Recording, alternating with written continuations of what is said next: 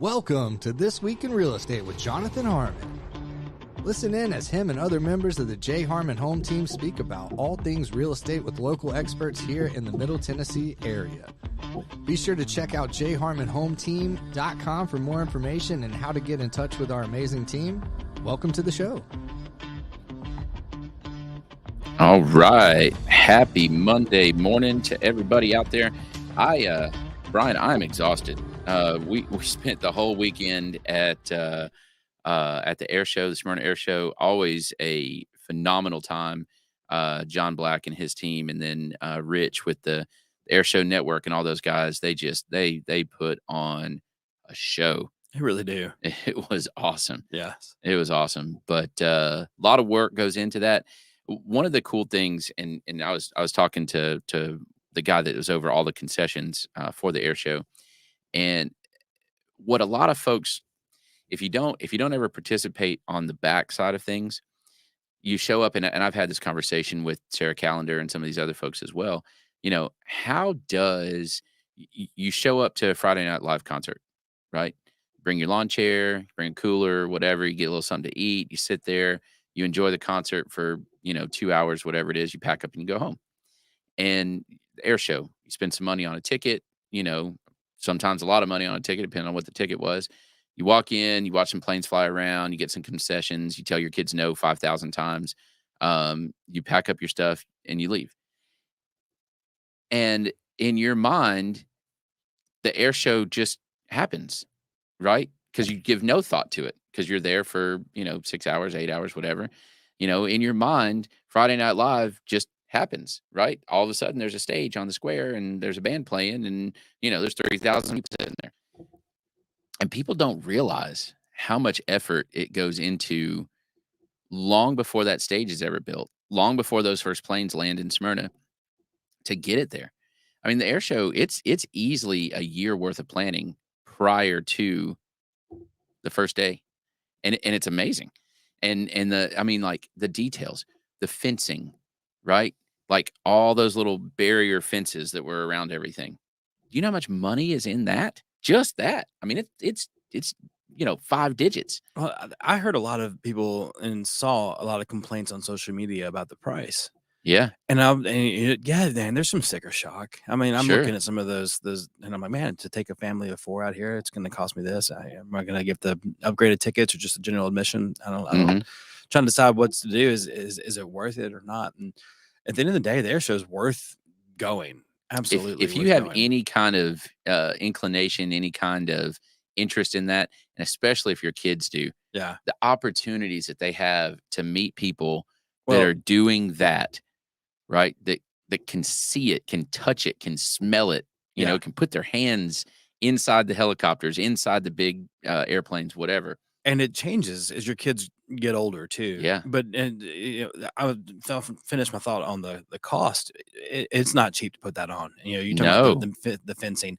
Think about inflation. Anytime you go to the grocery store, you're going to fuel. You're going to buy this much food. So to get those planes in here, to get the fencing put up, to get the people who need to get paid for work paid. There's a lot of volunteers, but there's also people that are paid, right? And so inflation hits everywhere, man. And cost of air show tickets, cost of, football games, basketball games, soccer, all those things, you just expect a little bit more. At the end of the day, there's some sticker shock on that price, but at the end of the day, you're like, everything's a little bit more. So why wouldn't this be more? It costs them more to put it together. You got 35,000 people between 2 days that show up at Smyrna Airport. Right.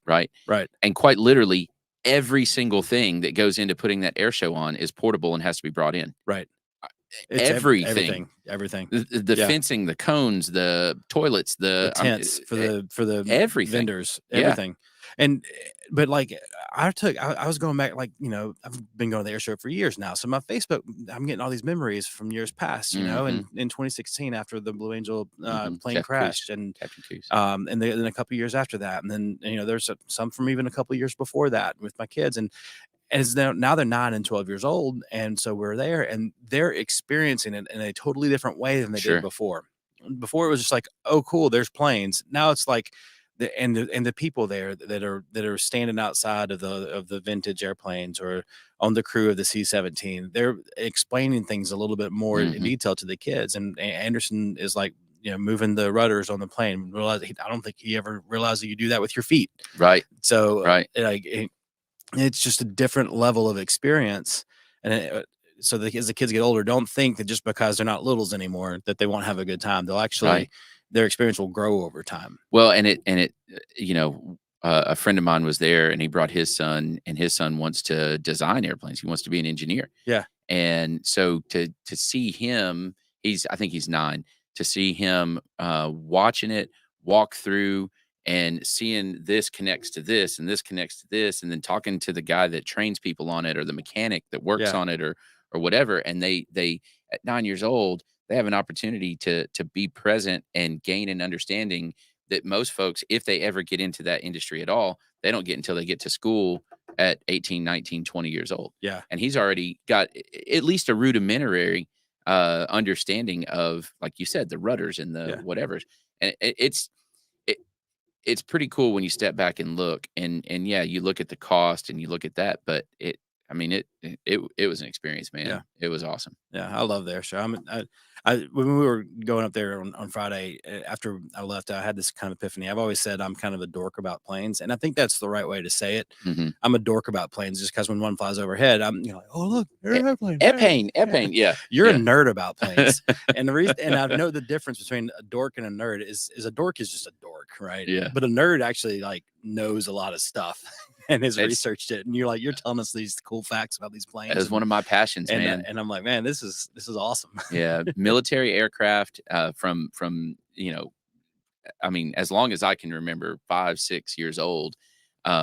Music, now beer, right? Yeah. And there's just a handful of things that's my thing. Yeah. It's a wonder if we get along at all. I mean, I love all the same things. Who'd have thunk it, right? So anyway, so that was pretty cool. Thank you to the Smyrna Airport, town of Smyrna, man, all the police officers and support that was there, the EMS. TriStar had a whole med tent set up there. They really know how to do an air show, and people were well taken care of. And despite the severe number of cars and traffic, you had to sit there for a little bit, but it was way better than it could have been. Yeah. Well, just imagine if there had been no planning that went into it. Right. And like people are complaining they didn't do a good job. Well, they only have what they have to work with. It's not easy getting that many people. Saturday sold out, so I don't know what that was as far as attendance. It's 20 plus. So getting that many people out of a place that's not designed to be an event venue. No. On the roads that we're not designed to at all take on that kind of flow. And it really just happens once every couple of years. So they're not going to just build new roads for that. So that's right. They did the best they can with it. They did a good job. So hats off to you guys. It was a lot of fun, and Cedar Glade was happy to participate in our teensy tiny little way that we participated in that. It was pretty cool. Seeing all that happen, it really hits you in that whole self-importance side of things. It's like, I think I'm pretty important. And then I show up there and it's like, I'm not important. There's way more important things, lots more important things going on. One guy with one brewery and one tent. That's right. To like everything else that was going on there. It was pretty cool. So, all right. We're not going to talk about that today anymore. This is a tough conversation. Hopefully we're going to get a little deeper understanding of what's going on in the mortgage industry, how that impacts, of course, the real estate side of things. They work hand in hand all the time, but also I used to teach economics, and one of the things that I told my students that most of them were high school seniors, and most of what I always told them is, I want you at the end of this semester to be able to read the newspaper. It's a long time ago, and understand a little bit better about what's going on, and be able to anticipate just a little bit more, be able to plan just a little bit more with your wallet, right? And just gain a little bit better understanding, so that when you hear one of the yapping talking heads, talking about whatever rates and this and that and this report and that report, you at least sort of understand how that affects you. Right. Right. So we can talk about all kinds of stuff, all, different treasury bonds, all these different things going up, down, whatever. But what does that mean to me?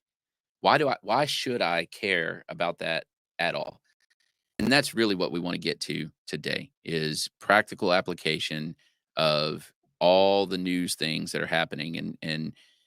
So I'm a dork about that stuff, and you're more of a nerd about that. So if we're going to be honest about that, before we do that, though, normally we roll a little recorded commercial for Bryan Nale, but it's always weird to have that while you're actually sitting here. So why don't you just give us your commercial? Why don't you tell us a little bit about some stuff that's going on at Primis, some stuff that's going on in your world, Yeah. and how you can help folks? Awesome. Well, thank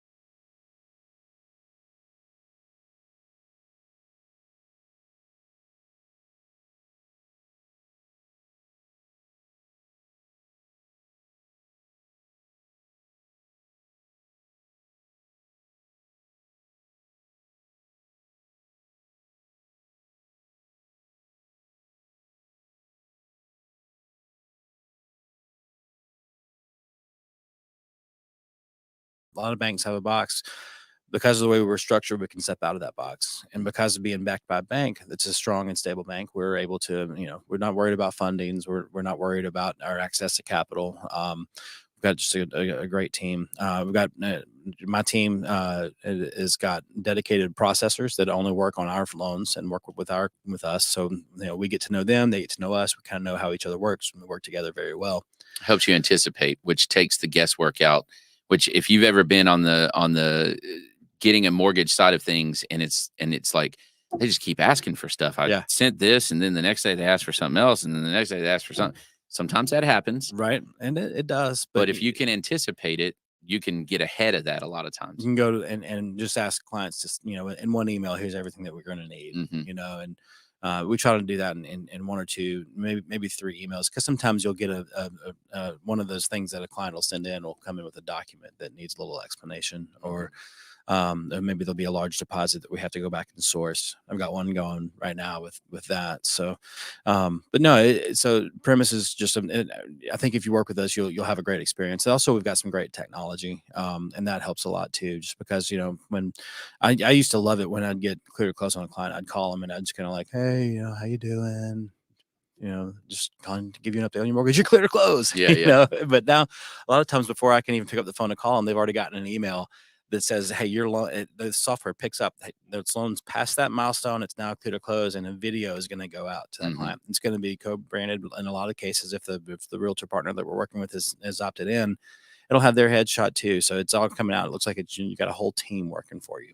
Which you do. And you do. Yeah. That's absolutely the case. And so that kind of just the little touches that make a big difference. Absolutely. So you mentioned several portfolio type products. I've had this conversation a lot with folks over the years, but even more so, it seems like recently this conversation has picked up a little bit more often. There's a lot of people out there that don't think that they're financeable for whatever reason, right? Maybe they've missed some bills at some point in their life. Sometimes they're down about that. They're like, "Oh, we missed a payment." And I ask them, well, when? And they're like, "Oh, it was probably 5 or 6 years ago. I lost my job." And I'm like, "Have you talked to anybody lately?" Let's go.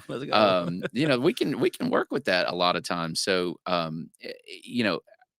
if you remember the old GI Joe cartoons, right? It was, and now and knowing is half the battle, right? True. Yeah. So win half the battle and at least find out, right? And at least maybe you're not financeable right now, right? That's possible. Yeah. And if that's the case, let's figure out a game plan to get you financeable in 3 months, 6 months, a year, 2 years, whatever. But let's put you on the right track.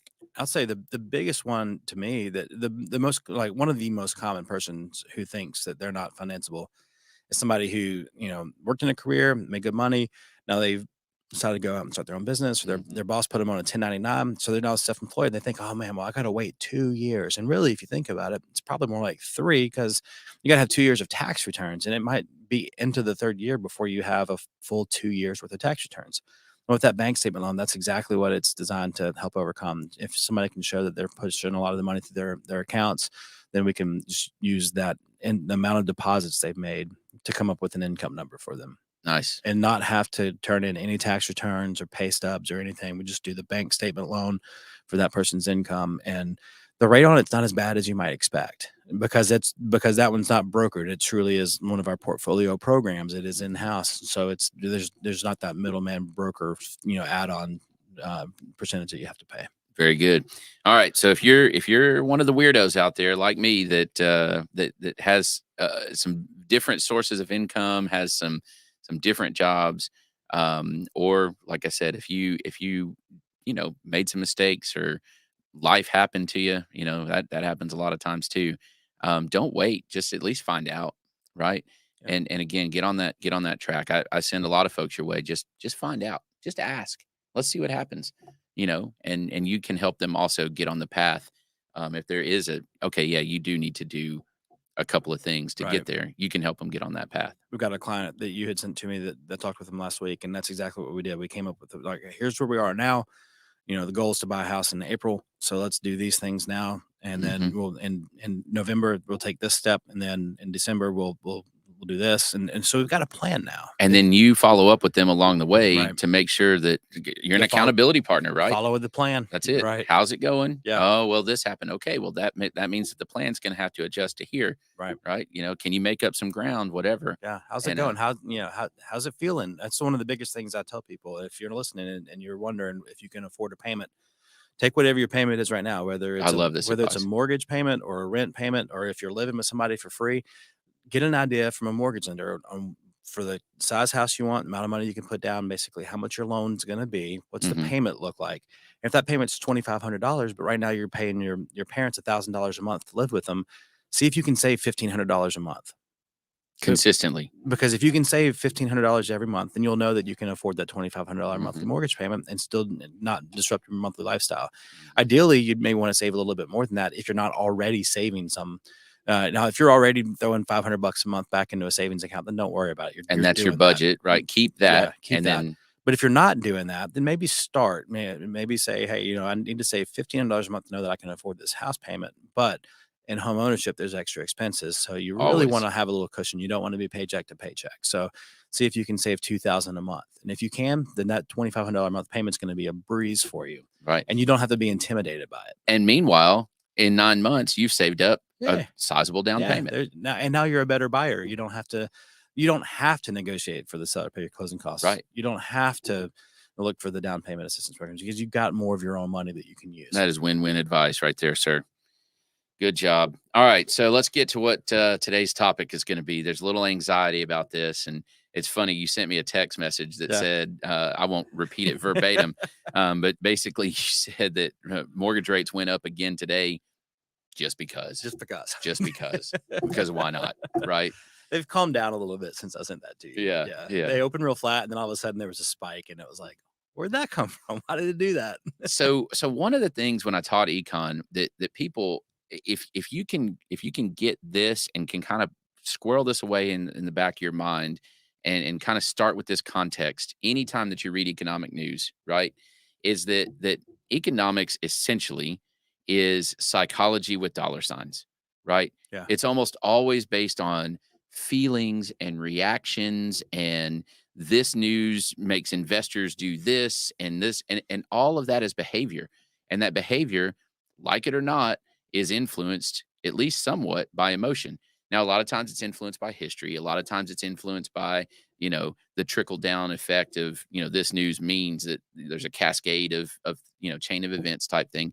But ultimately it does come down to consumer sentiment and investor sentiment. That's a great point, and how do we feel about this news? Yeah. Right. What do we want because this news came out? And then in the background of what you just outlined, there's also a casino that's betting on how the Yeah. consumer is going to respond to this and betting on where the numbers are going to go. And that's your investors and your traders. And that's all feelings too, Yeah, absolutely. right? And sometimes they're dead freaking wrong. And it's data, but you're always, even the unless you're Warren Buffett, even the savviest investors are going to have some sort of feelings about, like, I don't want to let this stock go, or I don't want to let Yeah. this investment go. Maybe you bought a rental home in 2020 or 2021, and you got a super low rate on it because you bought it as a second house because you do use it some, and that was legal. You didn't do anything wrong. But Sure. now you're looking at it and you're like, do I want to cash in while the market's still up? But then Right. I'll lose that rate, And Well, and then that goes back to, do I believe that the market's going to stay up? right, And if the market comes down, will it go back up? yeah, Right. What's my time frame? Well, Right. that's all feelings, yeah, right? it's all It's whatever your strategy is, Yeah. and all that. So yeah, and tomorrow we're going to get some big data. Tomorrow the consumer price index is going to come out, and then guess what happens on Wednesday? The Fed's meeting. Yeah. So last week was interesting because everyone kind of was kind of calm last week going into into Monday, and then Bank of Canada rose rates, and that created a lot of uncertainty about what our Fed is going to do. Because nobody was expecting, about 50%. They were very split on if the Bank of Canada was going to raise rates. And that's another great point too, is that this isn't just national anymore. No. This is all global. It's a global economy, and we've seen the Bank of England really affect interest rates over here. We've seen news out of Japan really rock the mortgage. Well, China rates. Sneezes and we react. I mean, it's absolutely. Yeah. And China thinks, and by the way, I heard my uncle say this one time, and I think it was probably 20 years ago he said this, and I think it's so true that we think in 4-year election cycles, and China's over there thinking in destiny. Not destiny, dynasty periods. So that's just a little tidbit there to add to the anxiety, I guess. But that's true, and that's why sometimes we get some, for lack of a better term, we get bonehead ideas. We get people that hold on to things. We get artificially low rates that that are subsidized or whatever, and creates 31% inflation in housing in 2 years in a row. Yeah. And because people are thinking, and I don't want to be the one to oversee rates going up. Right. I won't get reelected. Not on my watch. I was having a great conversation with someone last week, and they were like, "Well, next year's an election year, so rates are going to come down." It's entirely possible. It's possible, but it's possible. But my comment back to him was like, "Well, for rates to come down, what it's going to have to happen?" And that's where he looked at me and was like, I don't know. I mean, it's an election year. I just figured that Biden would want to stay in office and he'd lower rates. It doesn't work like that. And well, it doesn't. And for rates to have to come down, guess what has to happen? We have to curb inflation. And what's driving all of this right now?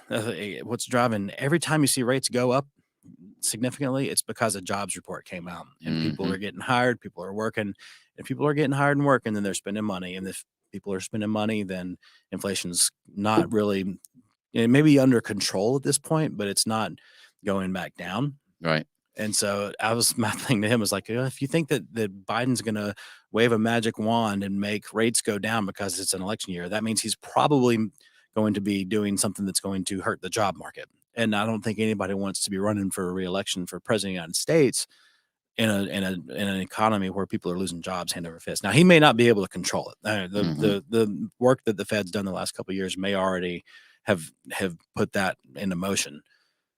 And I said a couple of years because it's really been a year and a half, but that work has been taking place now for a while. Well, I think that's what people have to hear and have to understand is, and it's such a weird dynamic to try to balance this out. And that is, ultimately, in order for us to see mortgage rates or rates in general return to a level that we really want, and this is you and I were having a conversation about this as well, is 5 weeks ago we were at about 6.5%, and then when I looked last week, I just hadn't really looked but I looked last week and it was at like 7.25. I'm like, whoa, how did that happen in a month?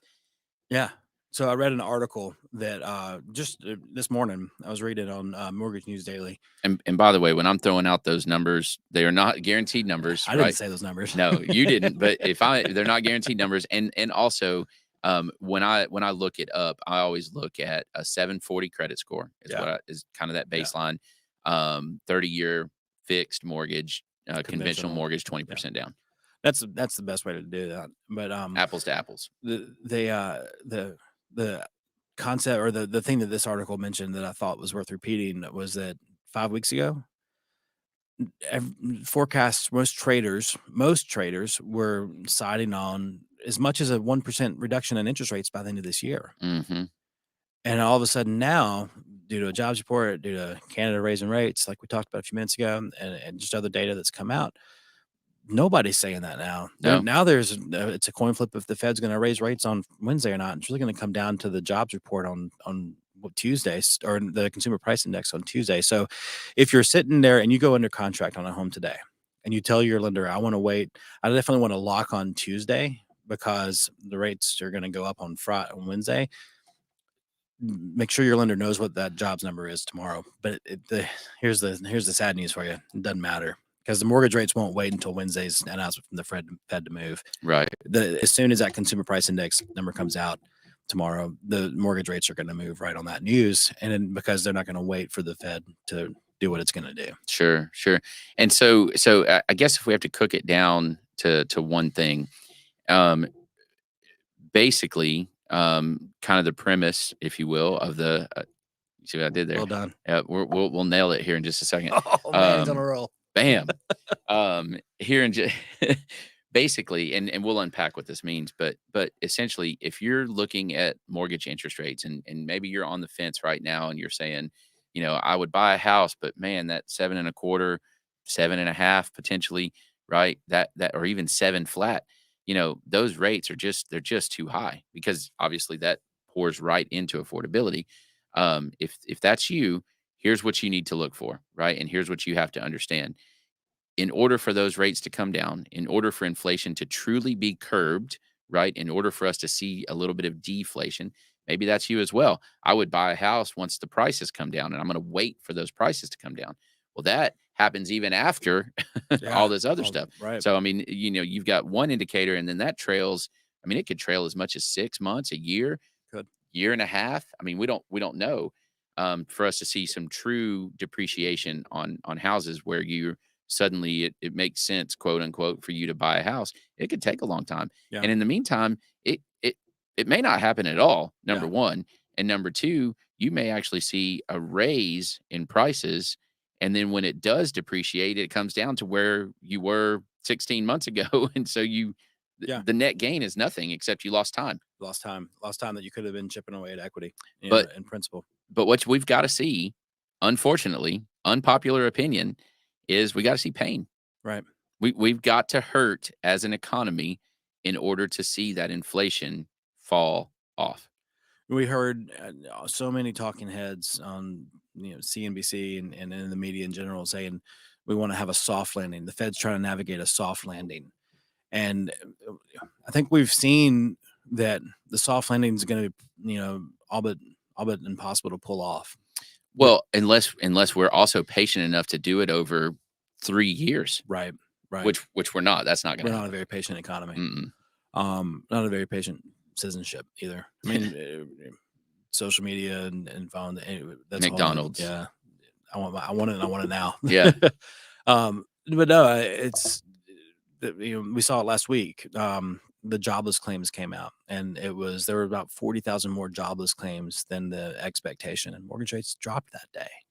So to your point, we got to see pain. Well, that means that there was 40,000 people who didn't none of the 300 and some odd thousand probably expected to have to file for jobless claim, but there were 40,000 more than expected that found themselves, going and filing a jobless claim. Sure. So that's pain for those families. And so my big question, the reason I think it's important for us to be talking about this is because people make decisions every day. Not everybody makes a decision every day, but there are people every day making decisions, and having good information, having good insight into, well, how should I prepare for what might be coming? Yes. is so important. And for example, if you're buying a home and you're going to have a $500,000 loan, you're buying a house for $600,000, you put $100,000 down, and you're going to have a $500,000 loan. If you wanted to keep $20,000 of that back, and forget the purchase price, let's just talk about the loan amount, because I don't want to get into PMI and all that and how it plays into it. That's a more detailed conversation to have with your lender. But just at a 7% interest rate, that the difference, if you keep $20,000 in cash back as a rainy day fund, makes your payment go up about $135 a month. Mm-hmm. So is it more important for you now? And your answer is going to be your answer. Totally fact dependent Because in your situation. You may have plenty of retirement savings. You may be completely liquid. You may have you may already have your 6-month emergency fund. You may feel like the liquidity I have and the retirement savings I have, I'm good putting that $20,000 in equity in my house, because home equity is a wonderful part of your net worth. But there's one catch. There's only a couple ways to get that money out. That's right. You can either and they're both pretty expensive. You can borrow against it, or you can sell the asset. Mm-hmm. And so if you have the opportunity now to go ahead and kickstart your emergency fund, then you might decide for $135 a month, I'd rather have that $20,000 liquid. And that comes in, that exact thought process. All those same concepts come in when we're making an offer on a house, right? So list price $400K. Would you rather, if we can negotiate $10,000, right? Would you rather have $10,000 towards your closing cost, or would you rather have $10,000 in a price reduction? Right. Would you rather have $10,000 off the price, or would you rather have a $10,000 credit towards repairs? Right. All of those are questions. One is cash in your pocket right now. The other is a reduction in your payment over a period of time. And here's the thing: there's not a wrong answer to this. It's totally dependent on your situation, your risk tolerance, your security, your current savings state. You can leverage that $10,000 credit and closing costs to use it to buy some discount points and save money on your monthly payment. That's right. And save interest long term. If you were fully prepared to come to the closing table with $50,000, and that's exactly where you had your numbers dialed in to be at, and all of a sudden now you got an extra $10,000 to play with, you can decide: do I want to keep that? Do I want to use it for points, or do I want to put extra on my principal? Right. Or a combination. Right. You've got that buy a point down for $2,000, and and you can move those numbers around a little bit, but every little bit's going to help. And here's where this really comes into play, in my opinion, is that person that bought their first house 4 years ago, right?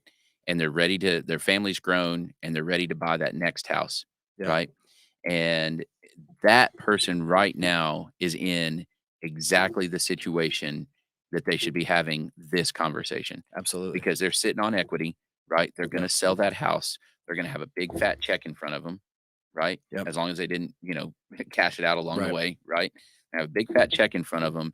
They're looking at that next house. Their payment's going to go up no matter what because of rates, right? Right. So how much can you afford for that payment to go up versus how much money do you have sitting in the bank? And, if you've got $100K in equity, maybe it makes sense, like you said, to stick 20 in, plant that seed, right? Right. Maybe it doesn't. Maybe you're already sitting on that. So another great example is the couple whose kids are off to college now.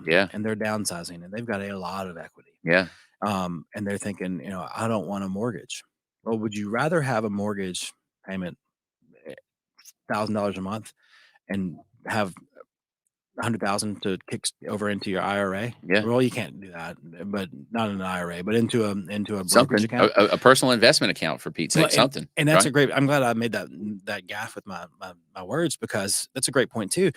Somebody could be 50 or 55, and they're still 10 years away from drawing retirement, and all of their savings. We've tricked ourselves as an economy and as a citizenship to saving in 401ks, and it's a beautiful thing, but that's where all of your money is, and you can't touch it until that certain age. Now, if you're 55 and you're thinking, I might want to let the gas off the pedal with my career a little bit and just kind of coast into retirement. Now, a lot of people aren't going to do that. A lot of people are going to go full throttle to the end of their career. But maybe you want to travel and that's what your goal is. That money in your home doesn't, like having no mortgage payment doesn't help maybe as much as having an extra $200,000 in a brokerage account that you can take distributions out of. That's right. Yeah, I agree. It's good stuff. So, all right. So, what are the jobs reports, things like that? What are the things when we say we have to hurt a little bit? Let's get specific about that, Yeah. right? Because, and I think this is important. What we're not saying that each consumer, that each citizen, each person that participates in our economy has to necessarily feel pain. Right. The reality is, you are feeling the pain when you go and you spend what you spend on groceries right now. Yeah. I had not very many things in my cart the other day. Um, Certainly wasn't what I thought it would be. And I pull up and she starts checking me out. And all of a sudden I click over that century mark and I'm like, Yeah. holy moly. Yeah. I mean, $100 worth of groceries used to fill the cart up. This Yeah. was barely, you could still see some of the bottom. Like, it was nuts. Erica and I played a not so fun game the last time we were at the grocery store together. Like, the kids were at the grandparents' house. Like, very rare do we get to, actually they were at our house with my kids, but very rarely like would we go to the grocery store together with Sure. my kids. So we're walking through the aisles, we're buying our groceries for the week and everything. We get to the checkout line. She's like, guess how much this is going to be? The wager. I love that game. And I think I guessed like, I was like, I wasn't totally naive. I was like $110. It came out to like 190. Yeah. And I was like, wow. You don't do enough grocery shopping. do you? No, apparently not. Hey, I went, it wasn't too long ago. I went, Lacey sent me to get a gallon of milk. And I admittedly, I hadn't been to the grocery store in quite a while. And I walked up and it was like, I don't remember. Let's say it was $5 and some change for this gallon of milk. And it wasn't even like the good milk. You know what I mean? Like, it was just It plain wasn't the old Horizon Organic. No. And which that anyway, I buy the cheap milk anyway. And I texted her. I'm in line. I scan it. I'm like, hey, is this a typo? Did they have the numbers wrong? She was like, you haven't been grocery shopping in a while, have you? And I was like, no, apparently not.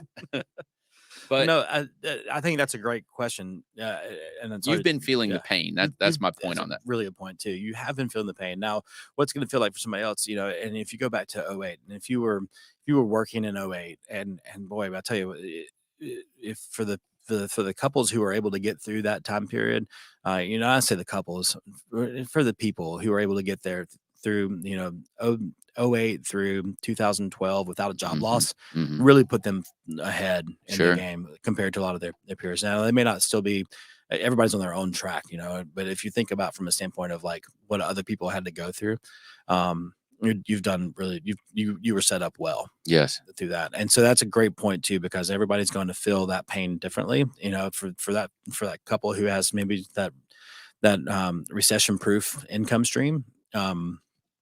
You'll see prices come down, you'll see rates come down, or at least stabilize instead of continuing to go up. In the meantime, your neighbor, they may lose a job and be going through some really tough times. So what you need to be doing is you need to be thinking about, okay, what is it that I do for a living? Excuse me.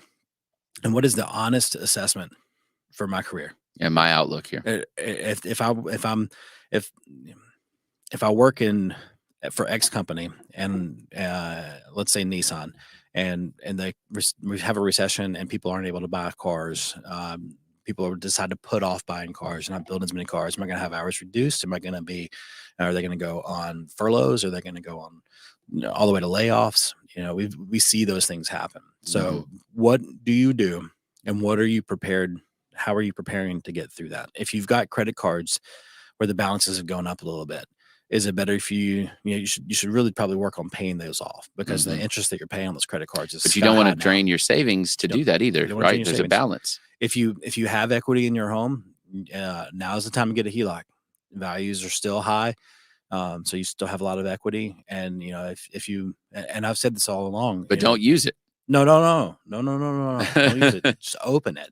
Don't wait until you've lost your job to call your favorite local banker and say, right, hey, I've got a lot of equity in my house. I think I'd like to, I may be out of a job for 6 months, but I'd like to keep my house. So can I do a home equity line of credit so I can live on the equity? No, you don't have a job. You can't pay us back.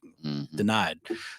Get the line of credit in place before you need it. Because if you wait, and I say this I used to say this to a lot of businesses, if you wait until you need a line of credit to get one, you're not a very attractive client. Yeah. But again, the catch here, don't use it. Yeah, just let it sit there. The credit card is a lot more painful to use than a HELOC if you need it for an emergency, because a credit card is going to have really high interest rates compared to what you could get on a home equity line of credit. Especially as rates come down. Yeah. And well, that's a good point too, is that if you're debating on whether to have a home equity installment loan or a home equity line of credit, with an installment loan, you start paying interest on it right away. With line of credit, you're only going to pay interest on what you've used. And if we do find ourselves in a falling rate environment, as the Fed starts slashing rates to bring us out of a potential recession, your interest rate on your outstanding balance will go down. Mm-hmm. It Right. works. It cuts the other way too. Right. So, I also, it is possible that we'll see home values drop. Right. Right. I mean, we saw a little bit of a dip over October, November, December. That little blip right there. January stabilized. We saw a little increase again. January, February, March. We're pretty flat right now. Right. We're not really going either direction. And then you get into the super weirdness of our particular market, where there's, for the first time that I can remember, it seems like there is more new construction on the market than there is existing home sales. Right. And that's not normal. So we're seeing some oddball stuff happening. Is that a new normal though? Do you think that could be something that sticks around for a while? I don't think so. I think that definitely goes back to a fear and uncertainty situation, right? Builders are going to build. Now, there's another wrinkle there, and that is commercial lending is wicked tight right now. Yeah. So a lot of those builders are using either their funds, or they're using pretty high interest building loans. Mm-hmm. And so that, then that affects their ability to negotiate. I mean, it's, there's a lot of things going on. It's not just a simple stick a price on something. It seems to me that you've got a lot of people who are homeowners who bought a house. Either they owned a home in 2020, 2021, or they bought a house in those years, and their rates are really low. And there's a lot of hesitation to sell, not just Well, of course there is. not just because they of where rates are now, but just because of how good they have it there. Well, and so think about this. Unpack that for a second. All right. Let's say I bought a house in 2020. Okay. And I'm sitting at let's say 3.75 rate. Okay. Probably pretty possible. Right. Yeah. And I paid, $450,000 for a 2,000 square foot house, 2,200 square foot house. Yeah. Okay. $400,000 will never touch that size house again. Right. Not for a very long time. And my rate is, 60% higher than it was then. Right. Yeah. So my payment is significantly higher to get exactly the same house. Yeah. Where is my incentive to move? You can make those kids bunk up for a while. Well, right? Or you go ahead and you bite the bullet on a higher interest rate HELOC, or you somehow you tap in, you get a second of some sort, right? Yeah. And you build an addition on the house. Yeah. We're seeing that a lot. A lot of that. And here's the fun part about that. That takes a builder away from something else, right? And so it all, it all just contributes to each other. Yeah. I've been saying for a while, I feel like that there's going to be a big move towards new construction, just until people kind of adjust. And I think we're starting to see it. I think we've started to see people say, okay, this is where we are. We're going to have rates kind of bounce between the high sixes and the low sevens for a while. Now there may be some months where they go up to the high sevens, and there may be some months that go maybe they even kiss 5.8. Mm-hmm. But we're going to live in this range now for a while, it feels like. And so people are starting to kind of adjust to that and expect it and understand. And prices are not falling like crazy either. Right. They're pretty stable. Because there's, to me, and the answer to that, the reason for that is just the inventory. Yeah. Because you have all those other families that were in there at the 3.5 that aren't listing their house, and the builders can only build so many. Yeah. So the housing market seems pretty stable. So if you're thinking about buying, is now a good time? Buy a house? What do you say, Jonathan? What do you say to that? I would say yes. I'd say, and here's we talked last year about there kind of being this window of opportunity because inventory was low, but demand was low as well comparatively, right? Right. And so we'll still, even now, we'll still see a few multiple offer scenarios. We'll still have some of those, especially on the really sweet, something that's super unique or whatever. But we're seeing FHA loans, we're seeing THDA loans go through, we're seeing home sale contingencies be accepted. I mean, we're seeing all of these things happen. We're seeing people negotiate on repairs again, which didn't happen. we've got all of the contingencies back in our contracts for appraisals and all those Yeah. kinds of things, with very few exceptions. That Right. is the rule, not the exception now. Right. So is it a good time to buy? Yeah. Yeah. Yeah, it is. As far as the environment goes, but you have, with the asterisk, right? With the caveat that you understand that it's expensive. Yeah. Just understand the numbers. Mhm. Have a good conversation with your realtor, with your lender. Insurance premiums, man. Like, make sure you understand where the insurance is going to be on the house you're buying, For because sure. insurance premiums. If you haven't had an insurance agent on in a while, you should do that. I Because should. there's a lot going on in the insurance industry right now. Yeah, for sure. But I think that there's so much at play and so much to consider. But at the end of the day, what I always tell people is, you're not buying a car that you're going to have for 3 or 4 years. You're buying the home that you're going to raise your family in. You're buying the home that you're going to create your memories in. So what are you willing to sacrifice to have that home that you want to live in, possibly for a very, very long time? We used to see people live in a house for 2 years, sell it, live in a house for 2 years, cash in the equity, upgrade, and every 2 years just stair step it. And people can absolutely still do that. But I think that, and when you get into an environment like this where rates are higher, prices are higher, it's more likely, and we're seeing it, the data supports it. The average time period that the average person owns a home is longer now than it used to be. Yeah, it went from like 2 to 4 to 3 to 5, and now it's That's close to 7, isn't it? Mhm. Yeah. So at the end of the day, all these numbers matter. They absolutely matter, and I'm not discounting them. But you know, full circle psychology, this is your home. You're buying the place that if you celebrate Christmas, that's where the kids are going to come and see what Santa Claus brought them.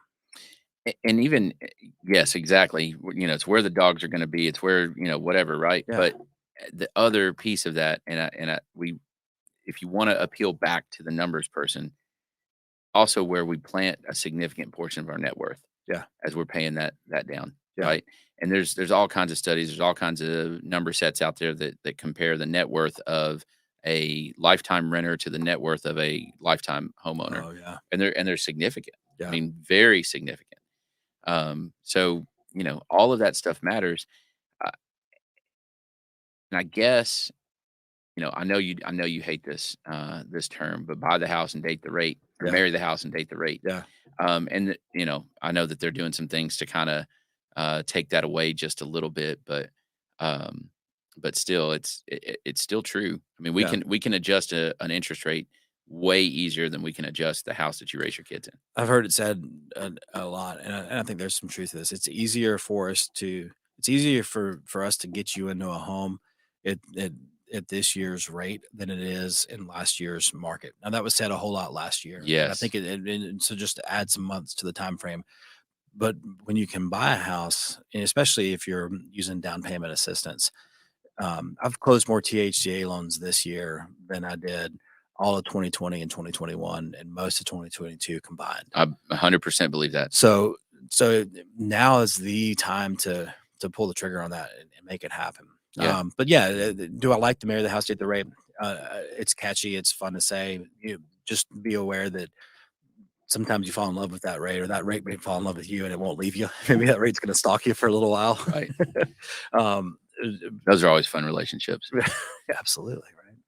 But yeah, if so, do that if you're comfortable with that number now, and then you can hope to refinance it later. You Right. can hope to make something, change something with that rate and that monthly payment down the road. But if you're comfortable with it now, don't wait for the market to come down, because if the market comes down, that competitive situation's back, right? If home prices start to come down and we have lower interest rates, and now we have more buyers than we have inventory, which I Sure. think would persist in that scenario, I 100% agree. then you're right back to probably paying $20,000 over appraisal. So did you really save anything by waiting for the sales price to go down if you're paying $20,000 more than what it's going to appraise for? Or giving up some contingencies. Maybe that actually Yeah. makes you more stuck because we can't Yeah. do a home sale contingency or Yeah. whatever, right? Yeah. I haven't heard a whole lot of it, but I have heard some horror stories of people who bought homes with no inspections. Yeah. And I'm thankful I haven't heard more. And probably there's a lot more pain that's being felt out there from the people who did that than is being talked about. But For the record, I only had one sale that completely waived their inspection Nice. because Yeah. I told them, no, yeah, we're not doing that. Yeah. And that person gutted the house anyway. So they weren't going to yeah, I do mean, what they were going to yeah, do. they took it down to Yeah. the studs. So, Yeah. But yeah, I mean, other than that, and that's where somebody that knows how to use the contract comes in, right? So you should still have an inspection if we get ourselves in Yeah. those scenarios. If you find yourself in a competitive situation, have the inspection.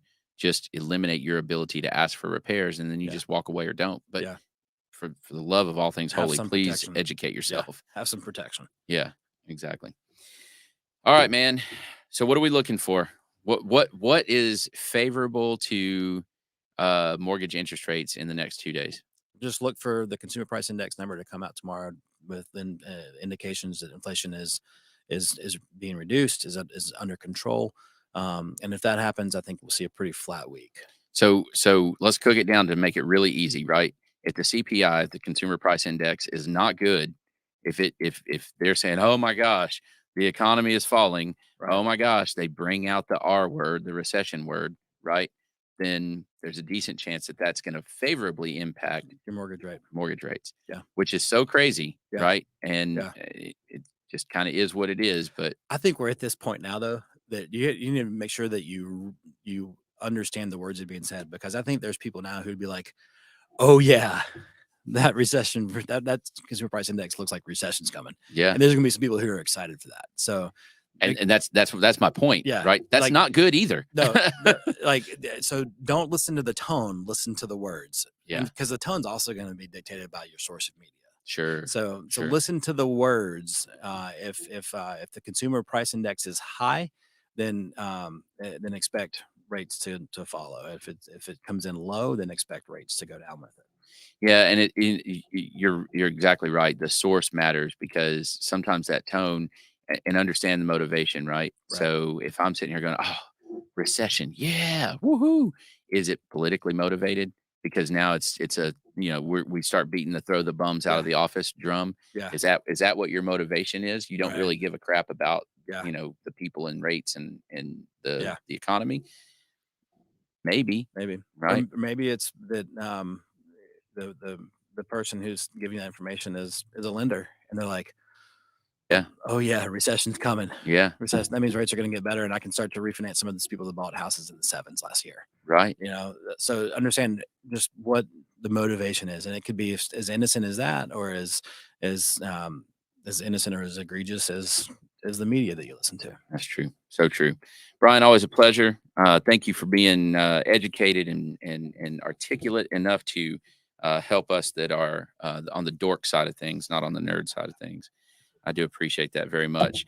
If you do have questions about mortgages, about a future mortgage, about a potential mortgage, about a refi, about just honestly, if you just want to be a little more educated about what the heck is going on, give this guy a call and pick his brain about about your particular circumstance and how what the heck does all this stuff mean? Yeah, Right. what's mean for me? What's my situation say I should do? That's right.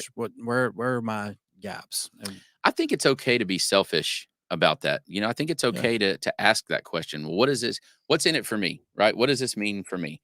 Right? I got to live through Absolutely. this anyway. So how do I navigate this? Right. And so seek out those people, the Bryan Nales of the world, to help you figure out how to navigate that.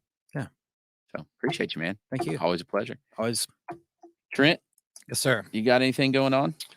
Just the usual. Always want to say thank you to Bryan, as always, man. Appreciate this continued support, and always love hearing y'all go back and forth because it's great stuff and stuff we need to know about. Trent's been out of town for 2 yeah, weeks. I don't know Yeah. which way's up right now. Yeah. but How many Red Bulls are you going to have today? Oh, 0. I don't do that. No? Hey, I got my energy things. I can. Oh, those little shot things. Those are just as bad. What are you No, talking they're about? not. Oh, They're actually good for you. Whatever, dude. They are. That's a whole nother podcast. It's a provision. Oh, love it. Love it. All right. Well, if y'all have any questions about mortgages, give him a call. If you got questions about real estate, give me a call. If you want to help spread the positive in Rutherford County, give our friend Trent back there behind the cameras a call. That's right. Thanks, everybody. Thanks. Have a great week. Yep.